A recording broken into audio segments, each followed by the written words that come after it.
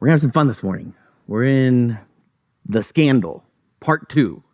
And so if you click on that first slide from the sermon slides, we'll throw that up. Here they are in Jerusalem, scandal. There's yelling, there's anger. And we're going to have fun today. At least I'm a visual person. And so when I put things and I give visual pictures to them, I remember them better. And so we're going to have a little fun with the story up to this point in the style of old Super Mario Brothers. And so where we are in the story, in the journey of Jesus, we have come to a second tassel miracle and the context around the second tassel. We've hit a high-stakes moment in the story of Jesus. Now, Matthew's gospel lays out Jesus' life as this journey across Israel that will culminate in his arrival at Jerusalem. Jerusalem marks this religious center that what we're finding is holding a death grip on the tassel of old, from which there's no life, the way they've approached it. So Jesus is heading towards Jerusalem for his showdown with the high priest. But in Matthew 15, Jesus runs into some of the high priest Koopas. These are the bad turtles from Super Mario, if you didn't know. And so Jesus runs into the Koopas that have been sent out by the high priest.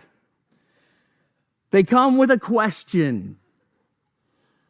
But even more, they come with a message. Jerusalem has taken notice of you, and we know where to find you.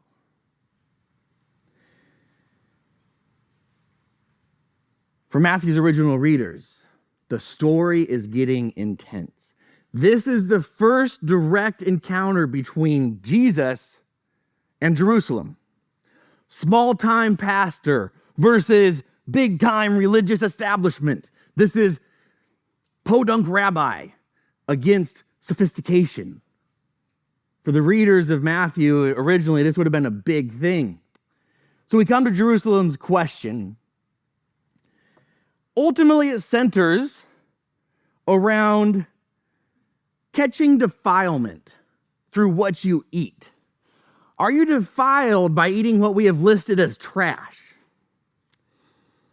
In answer to their question, Jesus calls the crowd to gather around him for some divine instruction.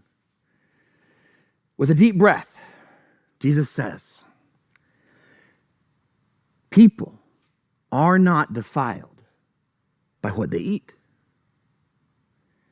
It's on this note that the intensity ratchets up even more. And Jesus' disciples get a bit nervous. Many Bible translations that we talked about last week, they have the disciples they ask Jesus, do you realize you've offended Israel by saying that food doesn't defile a person? But the English word offense, it doesn't really do justice to the Greek because we're used to taking offense. Offense has almost become something in our culture that isn't really that big of a deal anymore. We're going to find something to take offense at. And sometimes it's a gasp or it's a shock, but it's over. And we move on to the next thing to take offense at. In the Greek, the disciples are actually asking Jesus, do you realize that you have scandalized Jerusalem? You have spoken words that conflict with Moses, who said that people can be defiled by what they eat. This isn't the first time that Jesus has stood in contrast to Moses. It launches us as he stands in contrast to Moses through the Gospel of Matthew. It launches us into this wrestling match of who God is. In one of the most blatant cases, early on in the Gospel of Matthew, Jesus pointed to the law of Moses, for there is no mercy to be shown. You will return fracture for fracture and an eye for an eye. You will exact equal punishment. But in the Sermon on the Mount, Jesus declares that the divine law is not to repay. The divine law empowers people to not be dictated to by the actions of others. The actions of others does not force me to respond in kind when I am under the divine law. In more subtle cases of Jesus' contrast to Moses, we have God as Moses perceived him, being protected or encased in holiness, lest he kills us. He's an inside God, an insular God. This idea is contrasted by God as Jesus reveals him, of a God who is not contained within the safe, sacred space of the temple. God is first and foremost in the ring that is most removed from what they thought was the box of protected holiness. God is foremost on the dirty streets, with the dirty lepers, with the dirty sinners. Under Moses' perception, God's holiness is a moral perfection that must punish us with death for our sinfulness. So under this perception of God, there's an economy of sacrifices for sins to appease God, because God can be provoked by human struggles in faith, learning, and failure. Under Jesus' revelation, many theologians have come to consider that God's holiness is actually his love. To be holy is to be set apart, and what sets God apart is this love that he has. That's unlike anything we've found a human to be able to do yet. And Paul tells us that it's agape. He defines agape for us. And John tells us from Jesus, we realize God is agape. It's his entire makeup. His DNA is agape. And Paul tells us that against an economy of balancing sacrifice with sin, agape love keeps no record of wrongs. Paul tells us that agape love cannot be provoked. Paul says agape love is unprovocable. In our reading of Matthew, Jesus has been caught for a while in this contrast and a tension between how Moses and others before Jesus perceived God to be and who Jesus is revealing God to be. And there's this tension of what does that mean for us? And what does that mean about us? In Matthew 15, the big deal for the disciples, as this contrast comes to a head against Jerusalem, the big deal for the disciples is that Jesus has conflicted with Moses right to Jerusalem's face. Jesus is uncementing God from those who are cemented in Moses. And Jesus is rooting God in himself. God is understood in Jesus and through Jesus. And from Jesus, we then understand everything else. And we find life running through so many things. There are many ways that this rooting of God in Jesus and how we go through Jesus to perceive things, there's many ways this is exemplified in the Gospels. We've talked about the Emmaus Road experience. We've looked at many of Jesus' own words.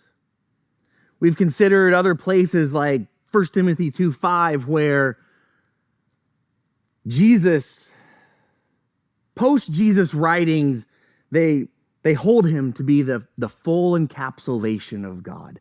To see Jesus is to see God. And the claim is that Jesus is the only one who is the trustworthy, unclouded conveyor and translator of God to us.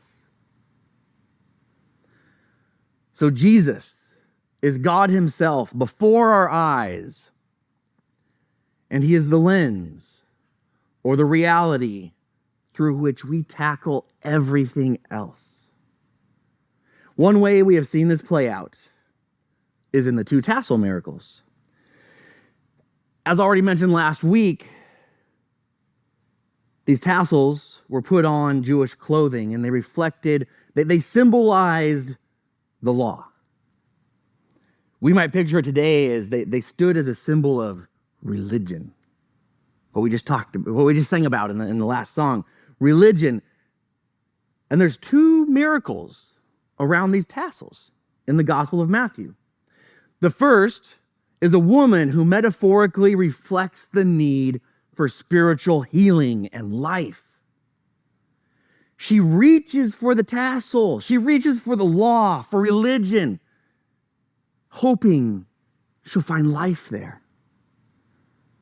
She doesn't find it there. There's nothing there in the tassel. It's when she's carried beyond religion to Jesus that then Jesus speaks the words of healing to her. And we talked last week about how, for many people, this is how religion works. It can pull you in the right direction, but you have to have an encounter with the divine to find the life and the healing in the Spirit. In the second tassel miracle, we find the only way there is life to be found in the law, in religion, is if you first come to Jesus. If you first encounter the divine, then you can move on to the tassel and what it reflects. And you'll find healing, you'll find life. Because in the second tassel miracle, the people are running to Jesus first, and they're meeting him, and then they're saying, "Can I touch your tassel? Can I touch the law and religion to be healed?" And Jesus says, yes. And so we see two different approaches. One is to religion, where there's no life yet, but you meet Jesus where there is life. The other is to meet life itself, Jesus.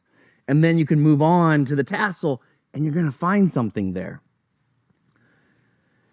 I want to use a recent passage that we've referenced to see just how this works.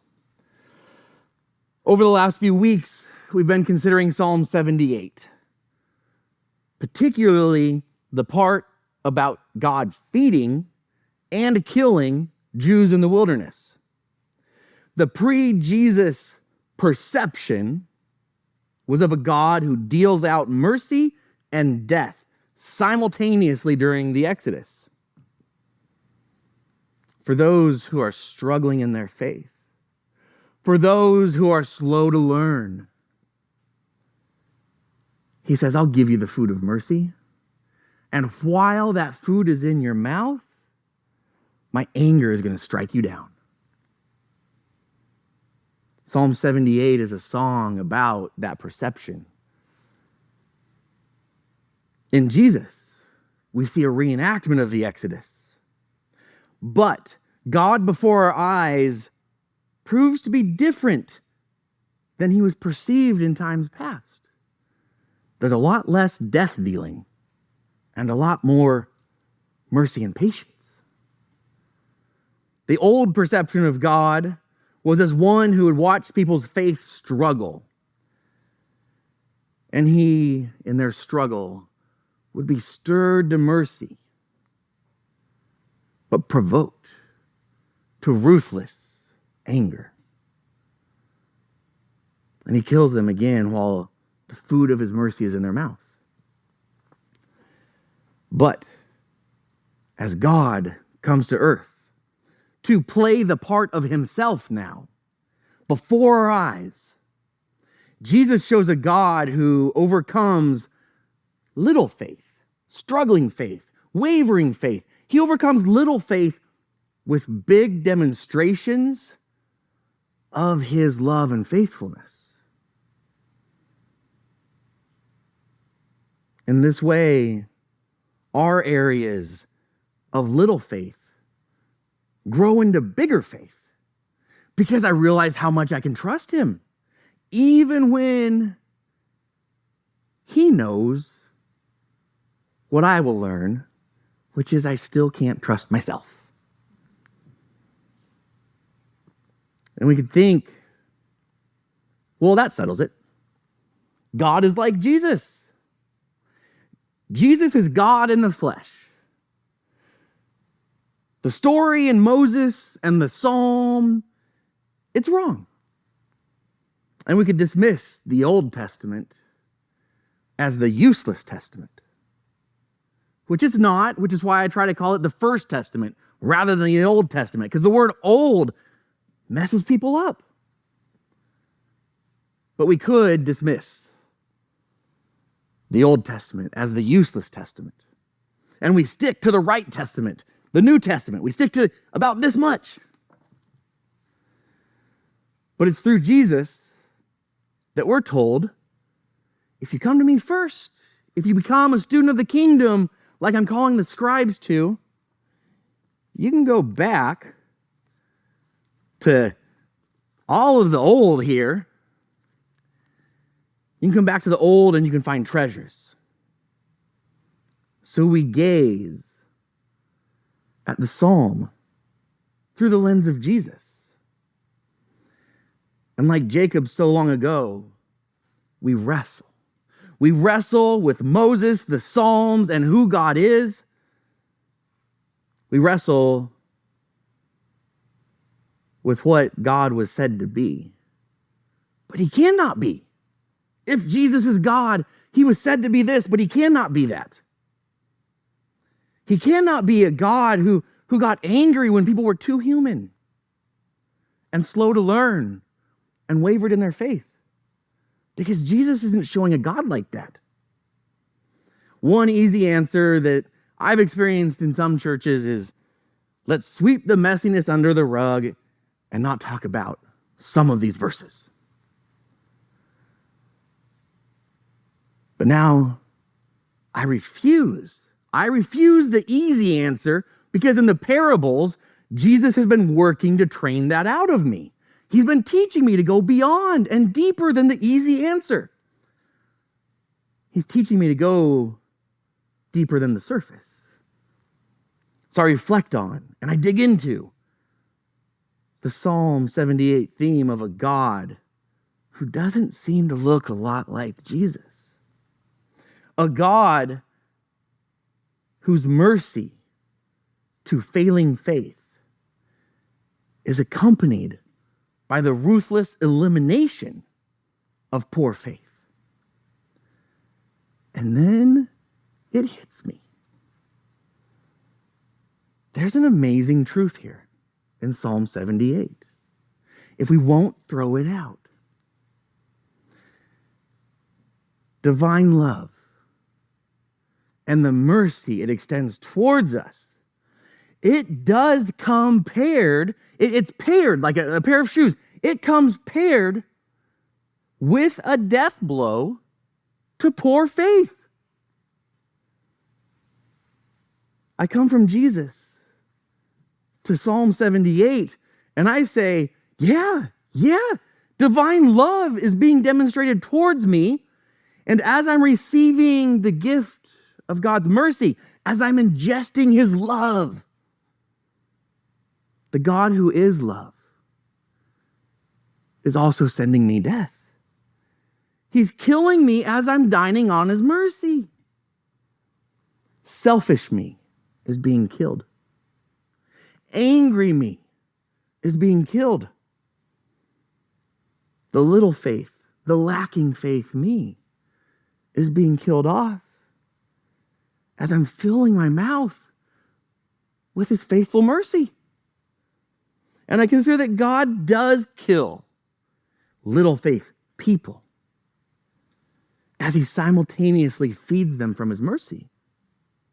Because to experience the gifts of divine love that grows faith in me,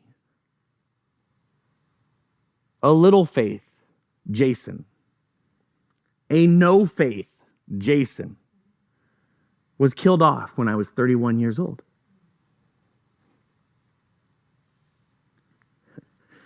When I was 31 years old, God fed me of his faithful mercy. And he simultaneously sent death with it. Little faith Jasons, the bits of me that still struggle with faith, they find death as their mouths are full of God's mercy. The more love and mercy that God sends my way, the more death God deals to me. And my faith in his merciful care, it grows. The weak in faith are eliminated in the wilderness. But it's me, it's the weak in faith in me. I experience what it is to have a God who is faithful, even when I am unfaithful. So now, I have found life and healing. I have found treasure in Psalm 78 when I have returned to it through Jesus. And now, I approach the world completely differently. In a world of choosing sides and unfriending people, if I will choose differently, if I will be a conduit of God's love and mercy to people who are all in various wildernesses of life, they then will find themselves dining on divine mercy. And they just might find the parts of themselves that lack faith, the parts of themselves that lack the ability to trust divine love. Those parts are dying off by the sword of love. So I add this treasure to the collection that is growing in me. Divine love's gift of mercy. It wields a sword of death against the little faith Jasons in me. With Jesus as my rabbi, I am now reading the words of Moses, and I'm reading the song in an entirely new light. I'm reading like many of the early church fathers and mothers read. And now I want to keep exploring. I'm like, what other treasures are in the old?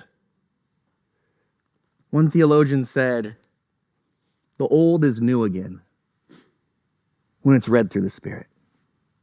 And the new is old if there is no Spirit.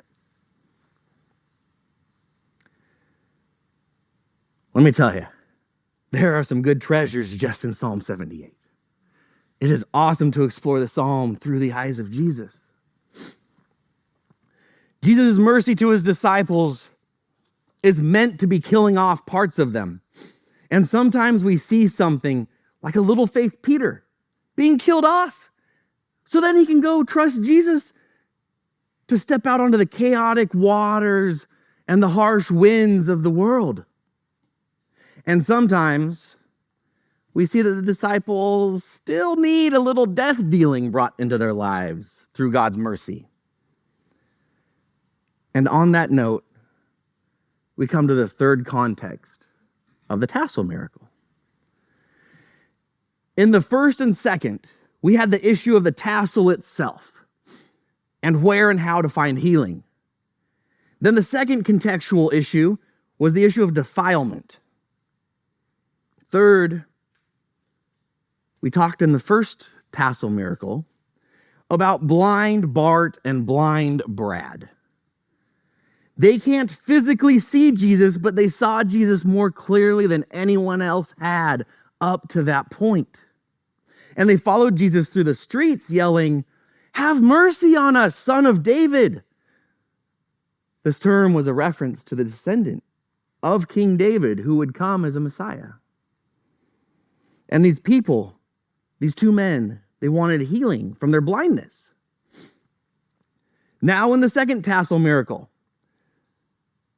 we read that Jesus left that place where he had the encounter with the Jerusalem, and he went away to essentially the land of Canaan.